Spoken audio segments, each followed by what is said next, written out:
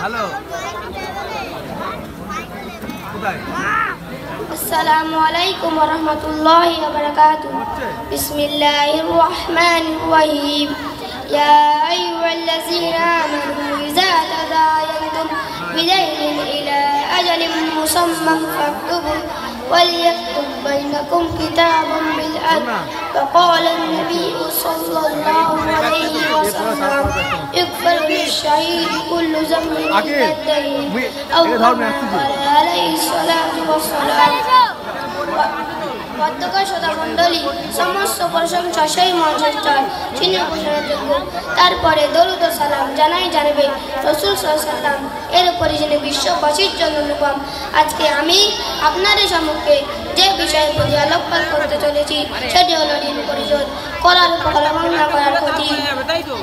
সম্মানিত সদামণ্ডলী, ইসলামের দৃষ্টিকোণ থেকে ঋণ পরিশোধ করা অত্যন্ত গুরুত্বপূর্ণ আমল এবং এই ব্যাপারে কুরআন হাদিসে স্পষ্ট নির্দেশনা রয়েছে। ঋণ পরিশোধ উদাসীনতা বা ইচ্ছাকৃতভাবে ঋণ না পরিশোধ করলে কুরআন হাদিসে এর জন্য কঠিন শাস্তির কথা ঘোষণা দেওয়া হয়েছে। কুরআনে সূরা বাকারা আয়াত নম্বর 282 আল্লাহ তাআলা বলেন, ইয়া আইয়ুহাল্লাযীনা আমানু ইযা তাদায়ানতুম বিদাইনিন ইলা আজালিন মুসাম্মান ফাকতুবু। অর্থাৎ হে মুমিনগণ, তোমরা যখন পরস্পর নির্দিষ্ট সময়ের জন্য ঋণের আদান প্রদান করো তখন তা লিখে নাও। সম্মানিত সদামণ্ডলী, উক্ত আয়াতে ঋণ সংক্রান্ত লেনদেনের বিষয়ে সুস্পষ্ট নির্দেশনা রয়েছে। এইখানে ঋণ নেওয়ার সময় তা লিখে নেওয়ার কথা বলা হয়েছে যাতে পরবর্তীতে কোনো ধরনের বিভ্রান্তি বা ভুল বোঝাবুঝি না হয়। আবার একটি হাদিসে বলা হয়েছে, জনাবে মুহাম্মদ সাল্লাল্লাহু আলাইহি ওয়াসাল্লাম বলেন, সামর্থ্য থাকা সত্ত্বেও যে ব্যক্তি ঋণ পরিশোধ বিলম্ব করে অর্থাৎ সঠিক সময় ঋণ না পরিশোধ করা ও এটা অনেক বড় অন্যায়। অপর একটি আয়াত আল্লাহ তাআলা বলেন, ইয়া আইয়ুহাল্লাযীনা আমানু ওয়াফু বিল উকুদ। অর্থাৎ হে ঈমানদারগণ, তোমরা অঙ্গীকার পূর্ণ করো। আর আমরা জানি ঋণ নির্ধারিত সময়ের জন্য আদায়ের অঙ্গীকার পূর্ণ করা হয়েছে। আর ঋণ পরিশোধ করা ও অর্থাৎ অঙ্গীকার পূর্ণ করা সেখানে না পরিশোধ করলে এই অঙ্গীকার ভঙ্গে নাই গুনাহ হবে। সম্মানিত সদামণ্ডলী, আরও একটি হাদিসে মুহাম্মদ সাল্লাল্লাহু আলাইহি ওয়াসাল্লাম বলেন, যে ব্যক্তি উপর ঋণ আছে এবং সে পরিশোধ না করে মারা যায় সে ততক্ষণ পর্যন্ত জান্নাতে প্রবেশ করতে পারবে না যতক্ষণ না তার ঋণ পরিশোধ হয়। অর্থাৎ ঋণ না পরিশোধ করা পর্যন্ত সে জান্নাতে প্রবেশ করতে পারবে না।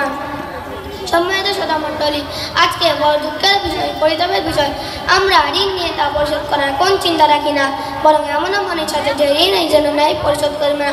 কত খারাপ নিয়ে দেখুন, আজকে আমাদের সমাজে কিছু মানুষের নিয়ে কারবার কারণে ঋণ দিতে ভয় করে দেয় না, যার কারণে মানুষ প্রয়োজনে ব্যাংক থেকে লোন নিতে বাধ্য হচ্ছে। এই ভয়ে মানুষ হারামের দিকে অগ্রসর হচ্ছে। আমাদের সমাজকে রক্ষা করতে হলে হারাম থেকে বাঁচতে হবে। শরিয়াতে বিধি নিষেধ অনুযায়ী কাজ করতে হবে, শরিয়াতে বাইরে কোনো কাজ করা যাবে না।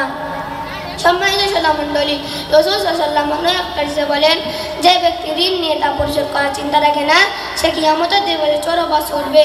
অপর একটি হাদিসে রাসূল সাল্লাল্লাহু আলাইহি ওয়াসাল্লাম বলেন, ইগফির লিশ-শাহীদ কুল্লু যামবিন ইল্লা দাইন। অর্থাৎ একজন শহীদের সমস্ত গুনাহ মাফ হয়ে যায় কেবলমাত্র ঋণ ছাড়া। সম্মানিত সদামণ্ডলী, একটু আমরা চিন্তা করি যে আল্লাহ রাসূল সাল্লাল্লাহু আলাইহি ওয়াসাল্লাম কত গুরুত্বপূর্ণ কথা বলেছেন যে একজন শহীদের সমস্ত গুনাহ আল্লাহ তাআলা ক্ষমা করে দেন ঋণ ব্যতীত। তাহলে আমরা ভালোভাবে বুঝতে পারছি যে ঋণ পরিশোধ করাটা গুরুত্ব রাখা হয়েছে ইসলামের দৃষ্টিকোণ থেকে। আমরা আজ থেকে নিয়ত করি যে আমরা কারো থেকে ঋণ নিয়ে থাকলে তাদেরকে নিশ্চয়ই পরিশোধ করে দেবো ইনশাআল্লাহ। এই বলে আমি বক্তব্য সমাপিত করছি। আলহামদুলিল্লাহি রাব্বিল আলামিন। আসসালামু আলাইকুম ওয়া রাহমাতুল্লাহি ওয়া বারাকাতুহু। ওয়া আলাইকুম আসসালাম ওয়া রাহমাতুল্লাহ।